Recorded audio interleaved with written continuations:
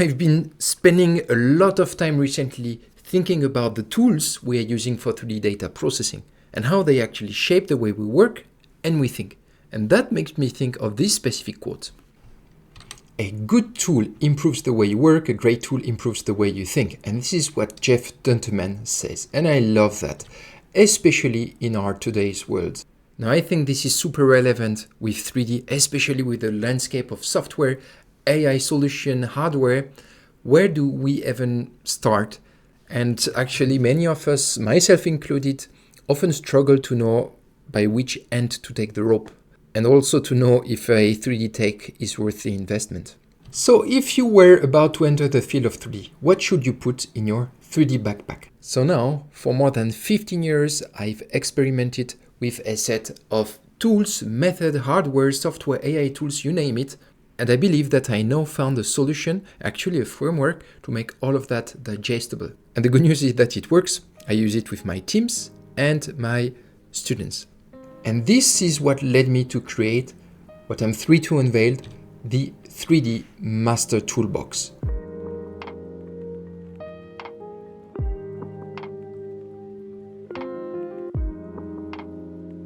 It consists of 47 carefully selected tools, methods, and AI solutions that makes a large difference for all of your project. Now, a list of 40 things can be overwhelming. This is why I have broken it down into 9 manageable categories, which I call the buckets. Okay, this is the Master's Toolbox and the 9 buckets. Of course, we cannot approach all of that in one single episode. This is why I also broke that down into 3 chapters. And of course, what do? We start with chapter 1, which holds 11 tools and 2 buckets. Then the next time we'll move on to chapter 2, which holds 15 super nice tools. And finally, we will move on to chapter 3, which holds 21 tools. This is fantastic. Now, let's focus on chapter 1 and the 11 tools. For those who are new to the channel, I am Dr. Florent, a research and development director, author of the 3D Data Science with Python book, and the head and founder of the 3D Geodata Academy. And in here, I want to share with you my top 11 tools that are best for 3D data sourcing and 3D reconstruction. Okay, so essentially the question that arises for this first chapter is, I want to start curating 3D data. What kind of hardware do I need to capture data on site? Also, what kind of methods can I leverage to generate this kind of 3D data set? And the final question is, how can I curate data if I don't have access or the means to get my hands onto a nice piece of equipment? This is what we are going to cover right now in the first bucket, which targets 3D dataset curation. And as you can see, we'll touch on 4 tools that I would like to highlight. At this stage, there is a bit of a warning. This may be a professional deformation, but I'm very specific, a bit touchy about ethics. This is why anything that I present here is really based on what I use daily or weekly. I have no affiliation to anyone, and I also try to limit the number of elements that we have and push mostly open source matter. Great. So let's move on to the first tool, 3D CT model. Okay, so for 3D CT model, my first recommendation is 3dctloader.com. You arrive here, and what you can do is just click on Try Now, which will allow you, if you take the new version, to arrive on a map like this, where you are able to go through, and for example, you could zoom in Amsterdam, and as you can see on the right, the more you go down, and you can see that you can download some kind of object. You have a price, but if you just uncheck the tin, so the terrain, and you just keep the building as OBJ file, you might be able, with a low enough size, you might be able to download some kind of elements, which is a 3D object load 2 in this case. So if I were to create the file, you have also various parameters. It's really nicely done, this website, because it gives you a view of what you're going to download, and you can download it, and you see that I have my OBJ file, the license, the texture, and the material in MTL. So this is to get your hands onto 3D CT model. Beautiful. let's move on to the second data source, 3D LiDAR data. For LiDAR, you have open topography. You go onto data either through the map or the data catalog. And here it's also very, very handy. You can go onto advanced filtering, for example, among other things. If it works, for some reason it does not here, and you uncheck everything and you keep point cloud. If you want to filter out for airborne LiDAR, for example, or structure from motion, you can do so, and you will see here a certain amount of data sets. So now, if I were to go in here, the next stage is either you build download the full data set, or you just want to access point cloud data, in which case you arrive on a map, you zoom in, you select a region, like a very tiny region in that case, and you see the coordinates. You can take any classification if you want, and you download your data in a specific file format, right? And after, when you submit, you enter, you can submit and also generate a visualization. So this is very handy. You have other ways to get your hands onto 3D data, like Open Data Portal. This is one example in France where you have access to a lot of tiles, right? If I zoom in, you can see in here that you can then keep a list of point cloud and also visualize them. This is what I'm doing right now. This is a point cloud visualize that you can download in LAZ file format. But you have also this kind of approach with other data portal, like in Vancouver. This is also something that I really like. You also have the map explorer that allows you to really take a specific access to a specific data set, or you can leverage the AI chain in the Netherlands. This is also a very nice source of information. This is the viewer, and again in here you see all the point cloud, and as you can see, if I go there, you have a lot of various acquisition. Now, it does not only limit yourself to area or LiDAR. You can go with this Open Heritage 3D, which is another platform I love. And if you go, for example, in France, what is in here, and if I click on more details, you can see that you have the ability to download some kind of data. And you can also directly visualize it in a portrait viewer, which is in here. And after that, this is a face-based HDS 6000 face-based laser scanner. You have the license, how you can use it. So this is beautiful, and which kind of citation you need to have as well. I really love this kind of initiative, right? Which means that you really are not tied to having your really own material, but I will touch on that a bit later. And another one that is close to my heart is the Florent as it was project. And in here, you can search through the math database or the point cloud model. And from here, as you can see, you can select any of the data set, and this is an example, and you can get your hands onto such nice data set like this one. Of course, you have a license, so make sure to cite any of this data set, and if you are the authors of one of these many handy work, congratulations to you. This is beautiful for the community. Okay, now it's fun. We can move on to 3D asset, which is the third data source.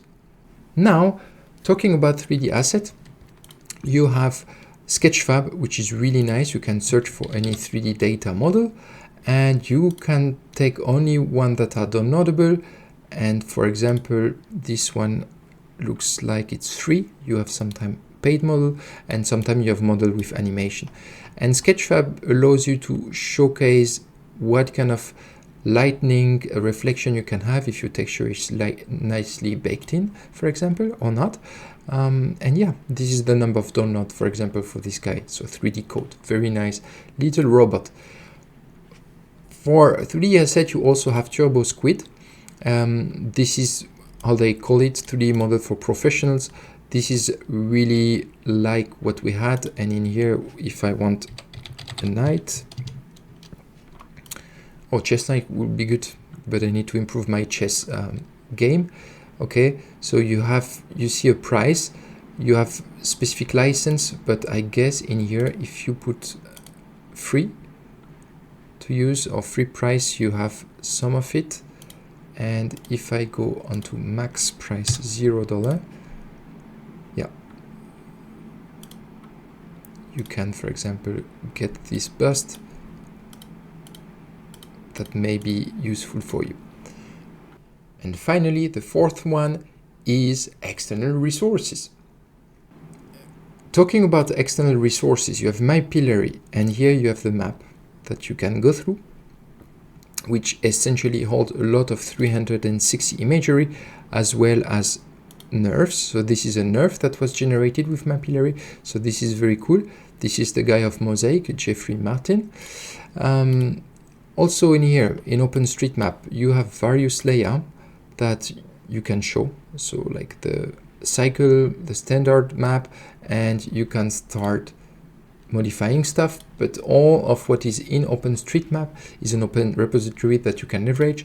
You have also a dataset search from Google, and in here you can search any of the dataset, and as you can see, you will have the link to a dataset like this one, S3DIS from Stanford, which is an open dataset, and you have also link to this one. Let's explore that. It looks like it's for semantic and instance segmentation. Real, semantic, beautiful. So you can see that the web is filled with super cool stuff. I also have my little stone to play, and you can find on any of the tutorials that I do access to the point cloud that I capture myself. And this was done with a friend in the Rolduc near Belgium and in the Netherlands. This is very cool. That was combining TLS and photogrammetry, and in here this is the voxelized entity, and this is also shown on another tutorial how you go from point cloud to voxel based. So now, if I have to summarize the core component of your 3D data curation workflow, you can get your hands onto 3D city models like detailed urban models for simulations, your hands onto 3D Lidar, aerial or terrestrial, with high precision point cloud data. And then you have 3D Asset, which is very diverse 3D models for various platforms. And finally, to complement all of that, I would advise to just check out external sources to get your hands onto vector dataset, raster imagery, and stuff that is super fun to your application. So all of the specific data sources are part of your 3D data curation pipeline, and you can actually automate this kind of aspect if this is something you are looking for. Beautiful. So this is your first bucket of 3D data curation methods. Now let's move on to our second bucket, which targets 3D reconstruction method. And in here, I selected 7 tools mainly. But before heading on to the tools, let me talk a bit about the techniques in 3D data capture. So you have 2 main participants, which are photogrammetry and LiDAR scanning. And of course, based on each of these techniques, you will have a stack of software algorithms that specifically handle these kind of methods. And both of them target 3D model reconstruction. And when I say 3D model, I mean model at large, not only mesh reconstruction. Okay, so for that, if I take only these 2 methods to simplify, you have a specific workflow that starts with the 3D data capture. And in here, you either choose image-based method or laser-based method. You have other ones, but I just want to touch on these 2 that are the most common that you will find. If you are into image-based methods, that means we are actually leveraging photogrammetric workflow where we try to match images to reconstruct 3D. And if you use LiDAR-based method, well, essentially you will use specific laser scanner or LiDAR hardware that allows you to measure distance and angles. And this is what you push into your software algorithm to both reconstruct the geometry and also the appearance. And each of them has specific limitation and also specific element that makes it better. Beautiful. So if I were to choose photogrammetry, this is the kind of point cloud that you can get. This is in France, in Paris, La Défense. And as you can see, you have a very high density point cloud, but you have some noise around edges. On the other side, you have a very nice color capture. So this is super cool. This is done with my teams in GeoSat, and this is very, very nice. What is also feasible is with terrestrial LiDAR scanner, you can combine the imagery on top of the geometry and get something that is both super sharp and also visually nice to have. And this is a process that was done using reality capture, combining terrestrial LiDAR scan station with images than the other.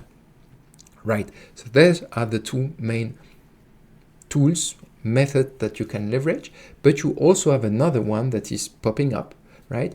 It's 3D generative AI. So you could scratch AI and just be into generative content that has existed for a lot of years. But this is an example where now you can just use any image that you have, either photo or monocular image like here, and then reconstruct a 3D dataset based from that. So in that case, this is going through a depth map and point cloud and 3D mesh. And this is something that I'm showing in the courses at the 3D Geodata Academy, right? So how to generate with Python this kind of pipeline fully automatically.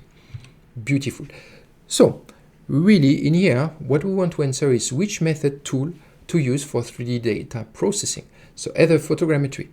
This is really ideal for image-based reconstruction, where you will use some kind of tools like Mushroom or reality capture. And this is something that I will touch on in the future chapter.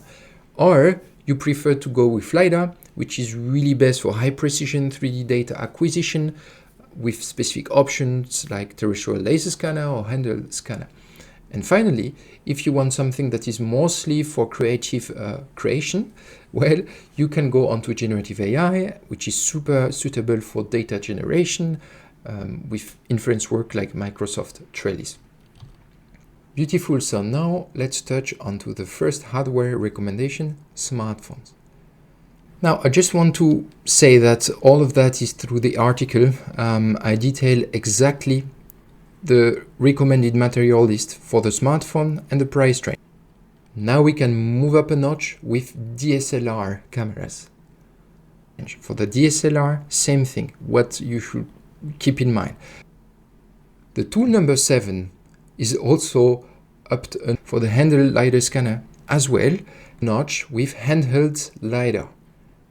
The 8th recommendation is terrestrial laser scanner. For the terrestrial laser scanner, this is also something that I detail, when to use it, when to avoid using it, what kind of price you have. Now let's put that a notch and go on to the 9th tool, which targets mobile mapping systems. For the mobile mapping system, this is the same thing. This is a bit higher price, higher end, but of course this is really professional, like technical stuff, and you need to handle LiDAR, GNSS, IMU, camera system, and so on. And this is the 10th, an option, GNSS receivers. This is what I would recommend currently if you don't have a large budget, the RS2. This is a very cool piece of equipment from Emulate. And this is also an option, the 11th, which targets radar. And radar, of course, is very beneficial when you have low visibility. This is really used for ADAS application, but you can use that for other stuff. So make sure that you check out the article that I will link if you want to have access to all of this, but you can also take screenshot from the video. So for all the techniques that we have seen, if I had to put some kind of map of the price range depending on the technology, this is how it will mostly look like. You can see that the more you go onto automated mobile system with LiDAR technology, the more expensive it is. And this is because you have more components, it's harder to calibrate, and there is a much more expertise involved. And this is also much more niche, right? So this is how they play on the price as well. As you can see, you can get away with something below $50,000 with smartphone, DSLR camera, and handheld LiDAR scanner. For terrestrial laser scanner, you can also get with something around 20,000 range, but usually you will need extra software to play around with it. So this is just something that I wanted you to have in mind, so that when you approach the equipment that you want to build for yourself, you are a bit aware about the costs that are underlying. Beautiful. Of course, this is just the first 2 buckets. For the other 7 remaining buckets, just hit the notification bell just down below, and this way you will make sure that you will not miss out the other buckets that are coming as soon as possible, I promise. See you in the next video. Bye bye.